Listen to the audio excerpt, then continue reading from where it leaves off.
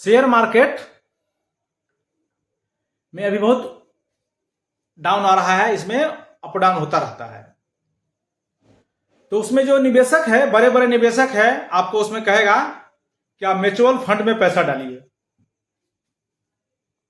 और पैसा आपका 2 करोड़ हो जाएगा, 5 करोड़ हो जाएगा, 10 लाख डालिएगा तो हम आपको 5 करोड़ देंगे। तो ये कैसे होता है, क्या होता है? तो सारा जो खेल है ये चक्रवृद्धि ब्याज का है, यानी कंपाउंड इंटरेस्ट जिसको बोलते हैं। मतलब कंपाउंड इंटरेस्ट जितना लॉन्ग पीरियड जाइएगा जो उतना आगे तक चला जाता है, कंपाउंड इंटरेस्ट जिसको चक्रवृद्धि ब्याज बोलते हैं, और एक होता है साधारण ब्याज। तो आइए हम दो चीज में अंतर देखते हैं कि ये कितना अंतर हो सकता है, और जितना लंबा समय जाएगा ये धीरे धीरे अंतर उतना ही बढ़ता चला जाता है। तो एक बार हम देखते हैं कि साधारण ब्याज में यानी सिंपल इंटरेस्ट में और चक्रवृद्धि ब्याज में क्या अंतर है। बेसिक भी आप देख सकते हैं छोटे छोटे बच्चे के लिए भी, लेकिन अगर आप कोई बड़े वीडियो देख रहे हैं तो आप इसको देखिए, दोनों में क्या अंतर है और कितना ये 2 साल, 4 साल, 5 साल, जब 10 साल से अधिक होता है तो इसका अंतर आपको कहता रहा था कि 500 रुपया जमा करिए प्रति महीना। तो 10 साल में तो मान लीजिए अगर आपका 10 साल होता है तो अगला बारहमा में ये 15,000 18 हो जाएगा। तो ये कमाल है चक्रवृद्धि ब्याज का। आइए हम लोग पहले देखते हैं, मान लेते हैं कि मूलधन है यानी अपना जो प्रिंसिपल है, मान लेते हैं कि 500 रुपया है, और सिर्फ पहले 2 साल के लिए देखते हैं और समय 2 साल के लिए, और रेट जो है यानी दर जो है सो 10% वार्षिक है। तो आपका पहले साधारण ब्याज देखिए और फिर उसके बाद हम लोग चक्रवृद्धि ब्याज देखते हैं। तो पहले देखिए साधारण ब्याज, मूलधन 500 रुपया है, समय 2 साल और दर जो है सो 10% एनुअली है यानी वार्षिक है। तो सबसे पहले हम लोग इसमें देखते हैं कि साधारण ब्याज कितना होगा। तो साधारण ब्याज को इंग्लिश में उसको हम लोग बोलते हैं, साधारण ब्याज को बोलते हैं एसआई, सिंपल इंटरेस्ट, तो उसको एसआई बोलते हैं। तो एसआई फॉर्मूला आपको मालूम होगा, ये होता है P into R into T upon 100, यानी मूलधन को प्रिंसिपल कहते हैं, R जो है रेट उसको दर कहते हैं, और T मतलब समय बटा 100 होता है। तो एक बार देखिए ये हो जाएगा, तो ये हो जाएगा 500 गुने रेट जो है 10 है, 10 गुने टाइम जो है 2 है बटा 100। अब देखिए कितना मजेदार चीज है। तो P R इंटू T, तो देखिए ये 2 शून्य से 2 शून्य गया, तो ये गुना हो जाएगा 5 से 10 को, तो 10 5 50, 50 गुना 100। तो इसका जो SI हो गया, इसका जो SI हो गया कितना 100। ठीक है। तब आपको वापस जो करना होगा किसको, जो जिसको आप लिए होंगे, इसको मूलधन में जोड़ के आप वापस करेंगे। तो ये आपका ब्याज हो गया, यानी ये जो देख रहे हैं आपका हो गया ब्याज। हम मूलधन कितना लिए थे 500, तो ये 500 भी इसमें आप जोड़ेंगे, यानी टोटल कितना हो गया 600। उसको मिश्रधन कहते हैं, मिश्रधन। यानी आप अगर किसी से पैसा लिए हैं तो उसको आपको कितना वापस करना पड़ेगा, 600 रुपया वापस करना पड़ेगा। हम ये सारा बात पैसा में देख रहे हैं।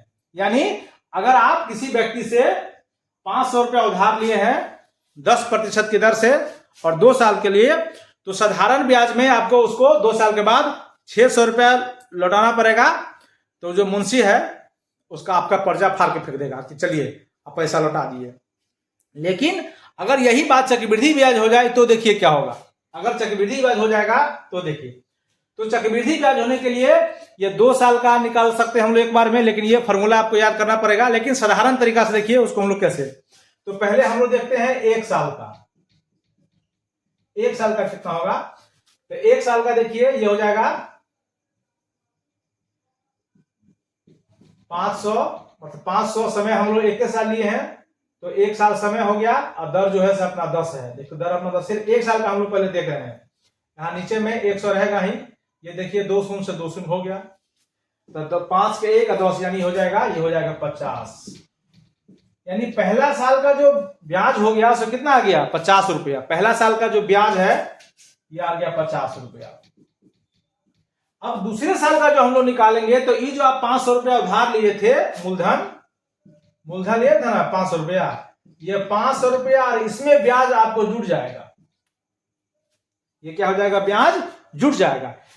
तब ये टोटल हो जाएगा कितना 550। यानी पहले साल था, दूसरे साल जो आपको निकालेंगे दूसरा साल, तो दूसरा साल जो आपका 500 रुपया का ब्याज नहीं चलकर दूसरे साल आपको 550 रुपए का ब्याज देना होगा।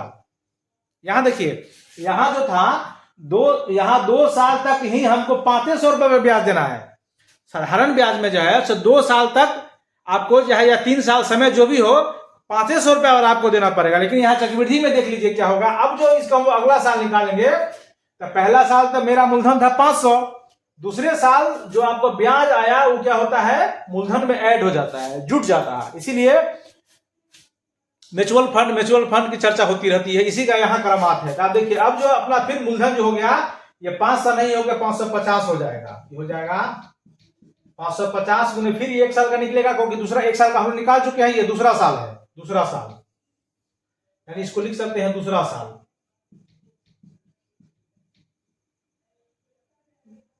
दूसरा साल के लिए देखिए, तो 500 हो गया 500 गुने 1 गुने फिर 10 है। इसके बाद देखिए 100, 1 से 1 कट गया, 1 शून्य से 1 शून्य। अब देखिए इस साल हो गया कितना, 55। इस साल जो ब्याज होगा, दूसरे साल जो पहले साल ब्याज हुआ था 50 और दूसरे साल ब्याज हुआ 55। अब देखिए 2 साल के बाद में अगर आप जिसका लिए हुए हैं पैसा, उनका पैसा उनको अगर वापस करेंगे तो देखिए क्या होगा। तो अब देखिए उनको वापस करेंगे तब देखिए क्या होगा। तो लिए थे कितना, 555 है ना, तो ये हो गया आपको 550 और प्लस इस बार ब्याज कितना हो गया, 55।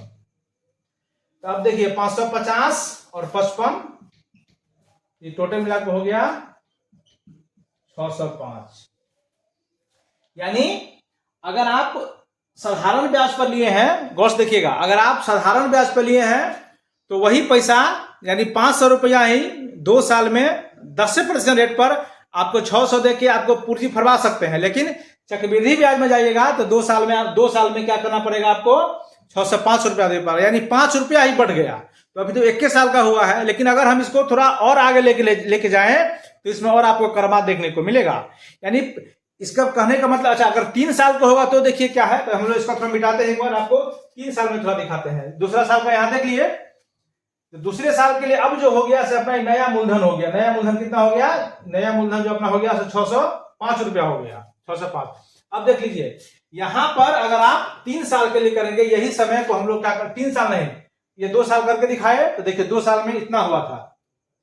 2 साल में कितना का डिफर किया, 2 साल में डिफर हुआ है, इधर 600 है, इधर 605, तब 5 रुपया का डिफर हुआ। लेकिन 2 नहीं, हम लोग इसको 10 साल लेके जाते हैं। देखिए समय, इसको हम लोग समय को हम लोग 10 साल कर रहे थे, 10 साल में देखिए कितना डिफर चला जाएगा, 10 साल। देखिए 10 साल अगर करते हैं, देखिए कहां कितना आगे चला जाएगा उसको देखिए। तो ये जो 10 साल में जाएगा, यहां देखिए ये हो जाएगा 500 गुने आर, यानी आर रहेगा 10 और समय भी हो गया 10 गुने 100। देखिए 100 से हो गया तो 10 100 और 100 गुने 5, तो ब्याज भी अपना आपका कितना हो गया 500 है ना, ब्याज भी हो गया 500, लिए थे भी 500, तो टोटल 500 प्लस 500 यानी 1000 रुपया अगर आप दे देंगे तो इधर से आपको काम चल जाएगा। कहां से, यहां से, यानी आप 1000 रुपया देके यहां से अपना काम निपटा सकते हैं। कहां, साधारण ब्याज में देके। लेकिन यही 10 साल के लिए चक्रवृद्धि ब्याज, तो देखिए क्या होगा चक्रवृद्धि ब्याज 10 साल का, हम उसको फॉर्मूला से आपको बना के दिखा रहे हैं, फॉर्मूला से डायरेक्ट। तो देखिए कितना होगा, आपको कितना ब्याज देना पड़ेगा 10 साल में। देखिए चक्रवृद्धि ब्याज का फॉर्मूला होता है मूलधन, देखिए ये हो गया मूलधन, ठीक है, 1 प्लस दर बट्टा 100 और पावर 100। अब देखिए आपको कितना रुपया देना पड़ेगा, सो हम सीधे यहां चलते हैं, उसको वापस आपको कितना रुपया करना पड़ेगा। देखिए फॉर्मूला से डायरेक्ट आपको दिखाते हैं, एक बार आप समझिए जो दोनों में कितना का अंतर है। क्यों बैंक वाला आपको कह रहा है इन्वेस्ट करने के लिए, कह रहा है कि म्यूचुअल फंड में इन्वेस्ट करिए, क्या अंतर है। तो देखिए ये हो गया 500 इंटू, देखिए 1 से 1 कट गया, इसको आप जोड़िएगा तो हो जाएगा 11/10 का पावर 10। अब देखिए हो गया 500 गुने 11/10 के पावर, यानी 11/10 गुने 11/10 गुने 11/10 गुने 11/10, कितना बार इसको लिखना है, ये देखिए पावर है 10, तो 10 बार पावर है 10 पावर, तो 10 बार लिखाएगा। 1 2 3 4 हो जाएगा 5, हो जाएगा 6, ये हो गया 7, आपको दिख रहा है 7, ये यहाँ लिख देते हैं, ये हो जाएगा 8, ये हो जाएगा 9, ये हो जाएगा 10, यानी 10 बार लिखना है इतना। ये कितना लिखना है? टोटल 10 बार लिखना है इतना। देखो 10 अंतर आपको एक बार देख लीजिए आप सीधे, देखिए 1 शून्य से 1 शून्य हो गया कैंसिल, ठीक है। ऊपर वाले आपको गुना होगा कितना? 1 2, देखिए 11 को देखिए 1 2 3 4 5 6 7 8 9 10, देखिए तो हो गया 5 गुने 11 को, है ना, 11 को कितना बार गुना कर? देखिए यहाँ 1 2 3 4 5 6 7 8 9 10, यानी 11 को 10 बार गुना करना है, ठीक है। तो 11 को जब आप क्या करेंगे, 11 को 11 से गुना करना है, फिर उसको 11 से 10 के गुना करने का मतलब ये हुआ क्या? देखिए 11 गुने 11 तो कितना आया? 121, ठीक है। फिर 121 से गुना करने पड़ेगा 11 को, ऐसे करके आपको टोटल गुना करना है। तो गुना करने के बाद तो आपको 11 को 10 बार गुना करना है। तो 11 को जब 10 बार गुना करिएगा तो आपको इतना होगा 25 937 इतना होगा, ठीक है। और उसी तरह फिर ये इतना से भाग देना है। तो भाग दे के देखिएगा तो आपको 249, यानी मान लीजिए कि 260 रुपया होगा टोटल।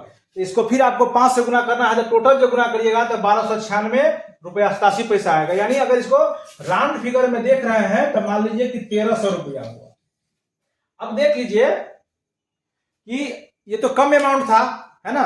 जब कम अमाउंट था तो 10 साल में देख लीजिए कि इधर आपको कम अमाउंट, इसलिए आपको ऐसा दिख रहा है कि चक्रवृद्धि ब्याज करेंगे तो 10 साल के लिए आप जिससे पैसा लिए हैं 1000 रुपया देंगे तो आप कर्जा वो जो पूंजी लिए हैं वो फाड़ के फेंक देगा। लेकिन वही अगर चक्रवृद्धि ब्याज लिया है तो उनको आपको 1296 रुपया आपको उसको देना पड़ेगा।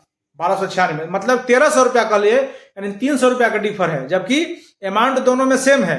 लेकिन अगर यही अमाउंट परसेंटेज का देखिए कितना कमाल है, यही अमाउंट अगर 500 रुपया की जगह 5 लाख रुपया हो जाए तो ये जो देख रहे हैं अब ये यहाँ देखिए कैसा, यहां से एक और यूनिक बात देखिए, ये 1000 से देखिए यहाँ कितना हुआ है? 1300 हुआ है, 1300 हुआ है। यानी इसका कह सकते हैं कि 1000 का 1/4 कितना होगा? 250, मतलब इसको लगभग आधा देख लीजिए, आधा, यानी इसका आधा होगा ना 500, मतलब इतना गुना पैसा बढ़ सकता है, कहने का मतलब। यानी अगर आप कोई आदमी चक्रवृद्धि ब्याज का दोनों में अंतर इतना देख लीजिए कि अगर यही ब्याज 10 साल के लिए 5 लाख रुपया लगाएगा तो साधारण ब्याज से अगर ये 50 लाख होगा तो चक्रवृद्धि ब्याज से ये 1 करोड़ के आसपास हो जाएगा। इतना फासला हो जाता है। यही है साधारण ब्याज और चक्रवृद्धि ब्याज का अंतर, ये बहुत बड़ा अंतर हो जाता है। तो ये समझने के लिए भी है और इस पर हम और आपको बताने का प्रयास करेंगे। नमस्ते।